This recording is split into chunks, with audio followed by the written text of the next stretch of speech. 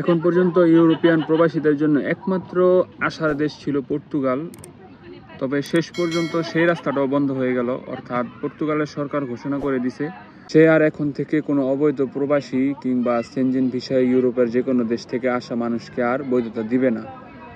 তো এটা বড় ধরনের একটা দুঃসংবাদ। বিশেষ করে যারা ফ্রান্সে থাকে তাদের অধিকাংশই ফ্রান্সে বসবাস করে পর্তুগালে লিগেল সেফ এন্ট্রি করার মাধ্যমে তারা ট্যাক্স পে করে তারা 2 বছরের মধ্যে রেসিডেন্সি কার্ড নিয়ে তারা বাংলাদেশে যেতে পারতো। তো সেই দিক থেকে বড় ধরনের একটা দুঃসংবাদ। তবে কিছু সুযোগ আছে, সেগুলো হচ্ছে আপনি এখনও চাইলে পর্তুগালের রেসিডেন্সি কার্ড করতে পারবেন, সেটা একেবারে বন্ধ হয় নাই। তো পর্তুগালের রেসিডেন্সি কার্ড করার জন্য আপনাকে শুধুমাত্র 2টা অপশন খোলা রাখছে। একটা হচ্ছে পর্তুগালের ওয়ার্ক পারমিট ভিসা আর একটা হচ্ছে ফ্যামিলি ভিসা। অর্থাৎ এই 2টা ভিসায় যারা পর্তুগালে প্রবেশ করবে শুধুমাত্র তাদের জন্য পর্তুগালের রেসিডেন্সির পথ খোলা আছে। তাছাড়া আগে যেটা ছিল যে ইউরোপের যে কোনো দেশে সেনজেন ভিসায় আসলে আপনি পর্তুগালে লিগ্যাল এন্ট্রি করতে পারতেন, তারপরে তারা অটোমেটিকভাবে 1.5 থেকে 2 বছর পর আপনাকে কাট করে দিত, অর্থাৎ ট্যাক্স পে করার মাধ্যমে।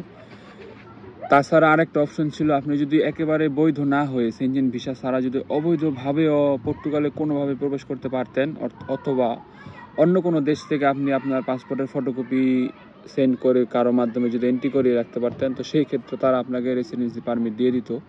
কিন্তু সেই পথগুলো একেবারে বন্ধ হয়ে গেল। তো এটা একটা বড় ধরনের দুঃসংবাদ, কারণ ফ্রান্সে যারা থাকে তাদের কাট করতে অনেক সময় লাগে। কারো কারো খুব সহজে হয়ে যায়, কিন্তু অধিকাংশের ক্ষেত্রেই 7 বছর সময় লাগে মিনিমাম, কারণ 5 বছরের আওতায় অধিকাংশ কার্ড জমা দেয়। আর সেই ক্ষেত্রে জমা দিতে গেলে দেখা যায় অ্যাপয়েন্টমেন্ট পাওয়া থেকে শুরু করে কার্ড পাওয়া পর্যন্ত আরও 2 বছর সময় অতিরিক্ত লাগে। তো সব কিছু মিলে 6 থেকে 7 বছর সময় লাগে, এটা মিনিমাম একটা সময়। অনেকের 5 বছরেও হয়, তো অধিকাংশের ক্ষেত্রে 6 থেকে 7 বছর লাগে। কিন্তু সেই ক্ষেত্রে দেখা যায় পর্তুগাল একটা ভালো অপশন ছিল, 2 বছরের মধ্যে কার্ড হয়ে যেত কোনো ঝামেলা ছাড়াই। তো সেই অপশনটা বন্ধ হয়ে আমাদের জন্য বড় ধরনের একটা ক্ষতির কারণ হয়ে গেল। তো সামনে কি হয় এটা এখন পর্যন্ত কেউ জানে না, অর্থাৎ তাদের এই ঘোষণাটা কতদিন পর্যন্ত তারা স্থায়ী করে, এটা কি একেবারে পার্মানেন্ট হয়ে গেছে কি না, নাকি 1-8 বছর পরে বা 6 মাস পরে এটাকে আবার পুনরায় চালু করে অর্থনৈতিক বিভিন্ন বিষয় বিবেচনা করে।